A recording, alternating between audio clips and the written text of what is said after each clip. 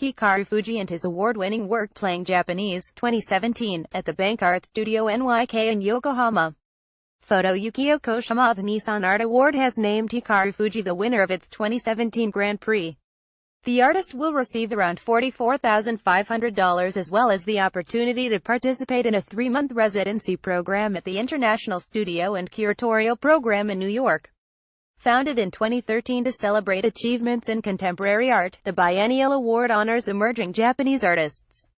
Playing Japanese, 2017, Fujii's winning work is a multi-channel video installation, which shows clips of footage gathered from a workshop for which the artist asked members of the public to perform what it means to be Japanese. Fujii's artwork broaches an extremely complex period of Japanese history from around when the nation started to interact with other cultures, and then, through the means of a workshop, presents us with a strong message and questions, the jury chair, Fumio Nanjo, said.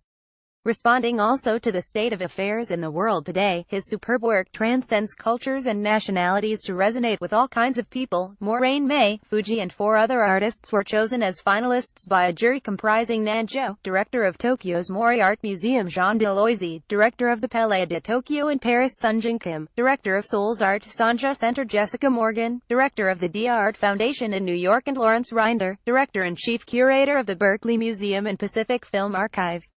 The 5 nominees, Nami Yokoyama, Motoyuki Daifu, Ryuichi Ishikawa, Yuichiro Tamura, and Fujii, were each awarded $8,900 in prize money as well as funding from Nissan to create new artworks. Their work has been on display in a show at the BankART Studio NYK in Yokohama since September 16, coinciding with this year's Yokohama Triennale. After nearly 2 weeks, during which time visitors to the exhibition were allowed to vote on the artworks displayed, Yokoyama was chosen as this year's Audience Award winner. More than 25,000 people have signed an open letter protesting the appointment of Siegbert Droz as the new chairman of German Parliament's Committee on Cultural and Media Affairs, Monopol reports. Droz is a member of the Alternative for Germany AfD party, the country's young, but growing, far-right political party.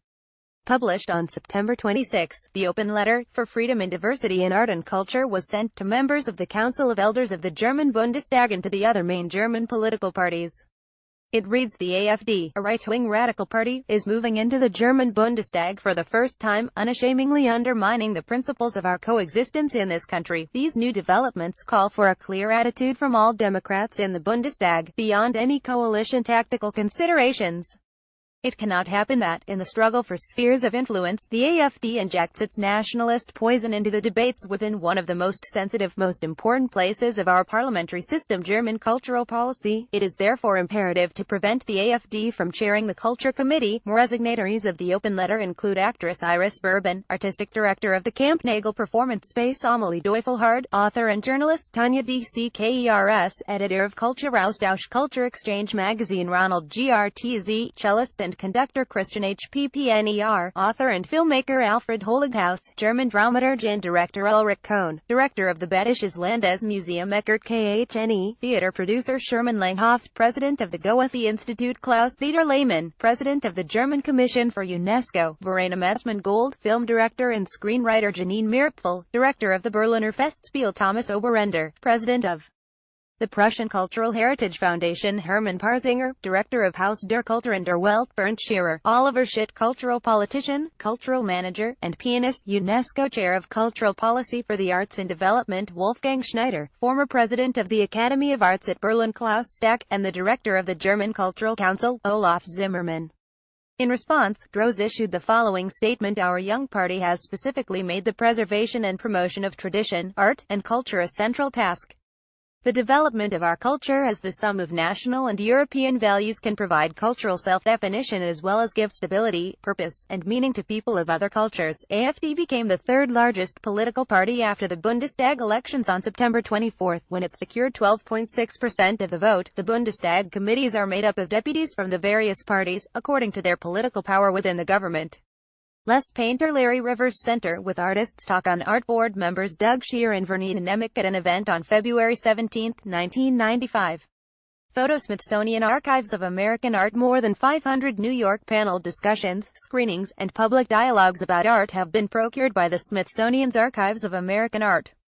featuring artists such as Louise Bourgeois, Christo and Jean-Claude, Agnes Deans, Robert Longo, Anna Mendita, and Alice Neal. The audio and visual collection is the largest ever acquired for the archive. Founded in 1974 and considered the longest-running art discussion series, the Artists Talk on Art Atoa gifted thousands of records dealing with concerns in the American art world, dating from 1975 to 2015. Many of these dialogues were featured in the 1992 book by Judy Seigel, Mutiny and the Mainstream Talk That Changed Art, 1975 to 1990, and are considered a primary source for contemporary American art history. We see the fit with the archives of American art as uniquely perfect in that they are dedicated to maximum accessibility and democratic use, which is what we have always stood for, said Douglas Ishier, co-founder and board chairman of Artists Talk on Art.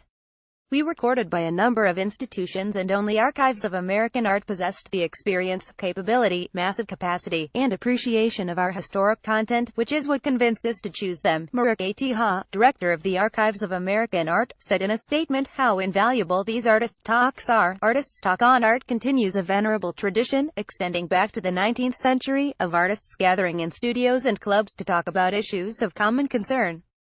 Les artists Kind Wiley and Amy Sherald. The Smithsonian's National Portrait Gallery in Washington, D.C., announced today that artists Kind Wiley and Amy Sherald have been commissioned to paint Barack and Michelle Obama for the institution's permanent collection. The portraits will be revealed at the museum in early 2018. The Portrait Gallery is absolutely delighted that Kind Wiley and Amy Sherald have agreed to create the official portraits of our former president and First Lady, said Kim Sigjet, director of the National Portrait Gallery. Both have achieved enormous success as artists, but even more, they make art that reflects the power and potential of portraiture in the 21st century. Wiley, known for his large-scale portraits of young African Americans that reference iconic portraits of prominent figures by Western artists, was selected by Barack to create his likeness. Sherald was chosen by Michelle for her portrait. Sherald's works often challenge stereotypes and notions of identity. More, at the end of each presidency, the museum partners with the White House to commission two official portraits of the president and of his spouse. One is for the White House and the one is for the National Portrait Gallery. The museum began to commission presidents' portraits with George H.W. Bush. El Museo del Barrio in New York announced today that it has appointed 6 new members to its board of trustees. CEO of Jose Cuervo Juan Domingo Beckman, entrepreneur and film producer Moa Escocio, co-founder of Zona Maco Mexico Arte Contemporáneo Veronica G. Powell, art historian Clarice Oliveira Taveras, philanthropist and collector Renata Paula, and managing partner at the investment firm Capital Monica Vidal. Director Patrick Charpinell, who began his tenure at the museum on September 18, said, El Museo del Barrio is thrilled to welcome these extraordinary individuals to its evolving board of trustees. With their valuable input, care, and diverse perspectives, we are confident that El Museo will continue to grow in its exhibitions, programming, and influence in the Latin American and global arts communities. Charpinell was tapped to lead the institution in May, after former director Jorge Daniel Veneciano stepped down after 2 years at the museum. El Museo del Barrio was established as an art space dedicated to Puerto Rican art in 1969, but it eventually expanded its mission to include Latino, Latin American, and Caribbean cultures. The Italian Copenhagen-based art historian, curator, and critic Diana Baldin has been named director of the Fondazione Modena Artivisive, which was founded by the city of Modena and the Casa di Risparmio Foundation on October 3. The arts organization brings together 3 of the city's cultural institutions: the Galleria Civica di Modena, the Fondazione Fotografia Modena, and the Museo della Figurina. Baldin first joined the Fondazione Fotografia Modena on June 1.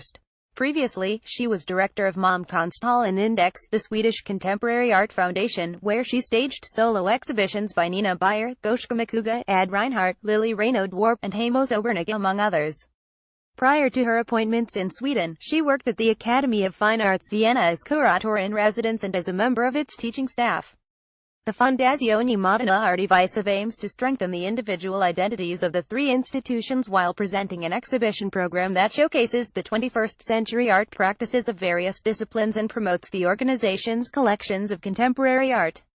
Installation view of This is Africa, an exhibit at the Hubei Provincial Museum in Hong Kong.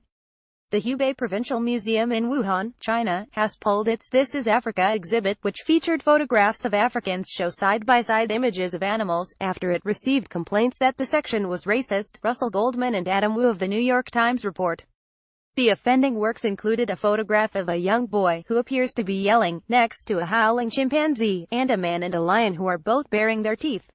While the images were created by award-winning photographer Yu Hubing, who is vice chairman of the Hubei Photographers Association, curator Wang Yujin said that it was his decision to juxtapose the portraits of Africans with photographs of the continent's fauna. The target of the exhibition is mainly a Chinese audience, Wang said in a statement.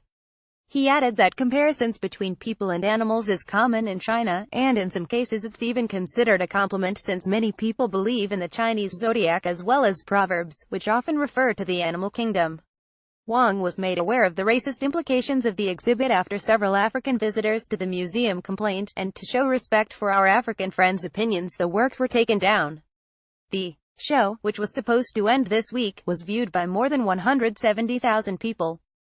The Walker Arts Center in Minneapolis announced that it has successfully fundraised $78 million in support of its efforts to renovate its campus, grow its endowment, and acquire artworks for its collections. According to the institution, more than 330 donors, including individual patrons, corporations, foundations, and government agencies, contributed, allowing it to surpass its goal of raising $75 million. Margaret and Angus Wurtele provided the lead $20 million gift to the campaign, the largest single donation in the institution's history. Raised from the private sector, $66 million funded the landscape of the 5-acre green space adjacent to the Walker, known as the Wurtele Upper Garden, the new main entrance and restaurant on Vineland Place, and the renovation of the entire facade of its iconic 1971 building. The monies were also used to strengthen the institution's operating endowment, $10 million, raised from public bonding support, and the Mississippi Watershed Management Organization supported the overhaul of the Minneapolis Sculpture Garden. The reopening of the garden had sparked backlash earlier this year when the American Indian community protested the inclusion of Scaffold, a large-scale sculpture by Sam Durant. After meeting with the Dakota Nation about the controversial piece, institution decided to dismantle the work. 31 households also contributed nearly $2 million to help acquire new works for art for both the Sculpture Garden and Wurtele Upper Garden. The Walker Campus and Minneapolis Sculpture Garden currently showcase 60 outdoor works. Les Eli Broad at his museum, The Broad. Adam Nagorny and Adam Popescu report in the New York Times that the Los Angeles philanthropist, arts patron, and billionaire Eli Broad is retiring and stepping down from public life. Broad has been a major force across multiple realms of culture, politics, and business in LA for the past 50 years, and leaves as his legacy his own museum, The Broad, which opened in 2015, the adjacent Walt Disney Concert Hall, a project spearheaded by him. The Eli and Edith Broad Art Museum, MSU Broad at Michigan State University in East Lansing, as well as the Broad Contemporary Art Museum, a wing at the Los Angeles County Museum of Art that opened in 2008. Though he was diagnosed with prostate cancer a decade ago, he said his health was not a factor in his decision. Moving to LA from Detroit as a young entrepreneur 52 years ago, Broad has been a tireless advocate for charter schools and a heavy contributor to medical research, particularly in the area of stem cells. He made his $7.3 billion fortune in construction and insurance, but has given away $4 billion of that to his various causes. The endowment for the Broad Foundations, which operates the Broad, is $2.5 billion. In August 2016, he named Jaron Riley, a longtime aide, as executive director of his foundations, which oversee his investments in art, science, and educational causes. Additionally, Broad last month added 4 new members to the board of directors of his namesake institution, signs that together indicate he has been preparing to hand the reins over for some time. The MSU Broad at Michigan State University also continues to expand. Reflecting on the development of culture and the arts in his city, the arts patron noted, "Los Angeles is now the contemporary art capital of the world. We have emerged as one of the 4 major cultural capitals of the world, together with London, New York and Paris."